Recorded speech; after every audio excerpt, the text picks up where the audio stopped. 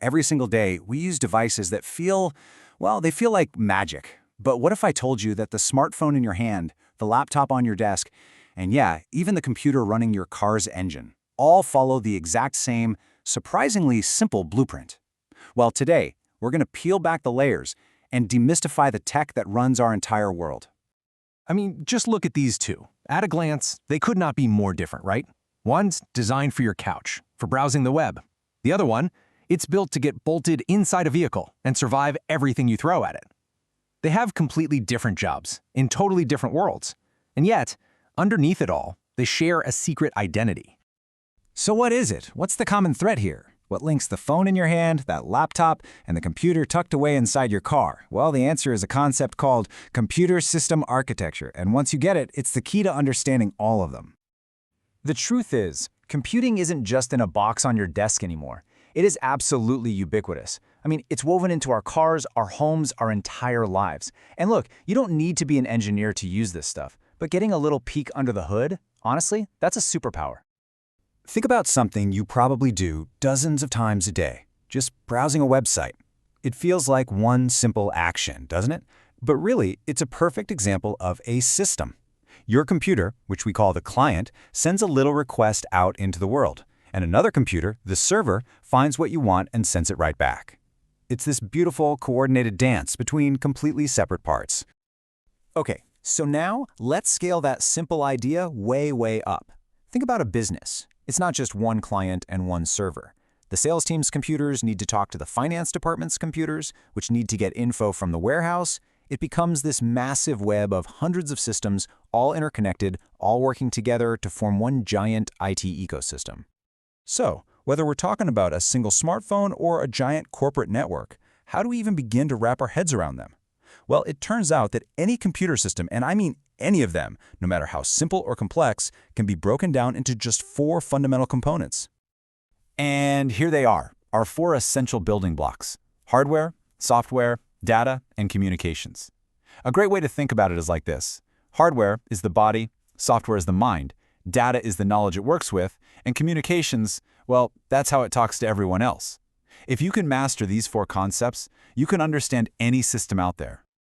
All right, let's start with hardware. This one's easy. It's everything you can physically touch. The screen, the keyboard, the little silicon chips deep inside. It is the body of the machine, all the physical parts that do the actual heavy lifting.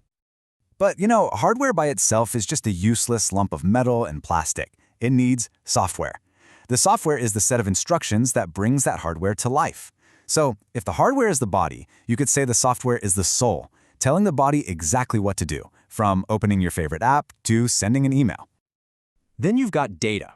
This is the raw material that the whole system is designed to work with. It's the text in your message, it's the pixels that make up a photo, it's the numbers in a spreadsheet, it's all the information that the hardware and software are built to store and manipulate. And the final piece of our puzzle is communications. This is the network. It's the Wi-Fi, the Ethernet cables, all those invisible signals that let your devices talk to each other and to the internet. This is the magic that turns a bunch of isolated machines into a powerful, interconnected web. Okay, so now we have our 4 big building blocks. Let's zoom in on that first one. We're going to go inside the box and take a much closer look at the physical hardware and the universal model that makes it all tick.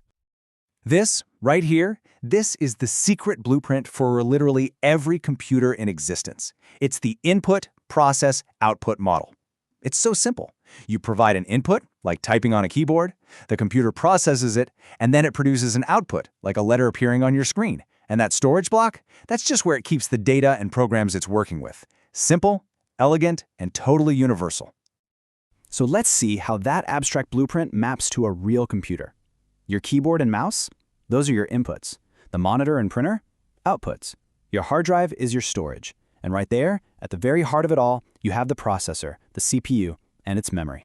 So let's zoom in even closer on that heart, the CPU, the central processing unit.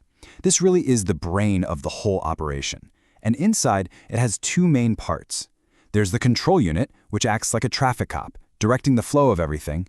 And then there's the arithmetic/logic unit, or ALU, which is basically a super fast calculator that does all the math.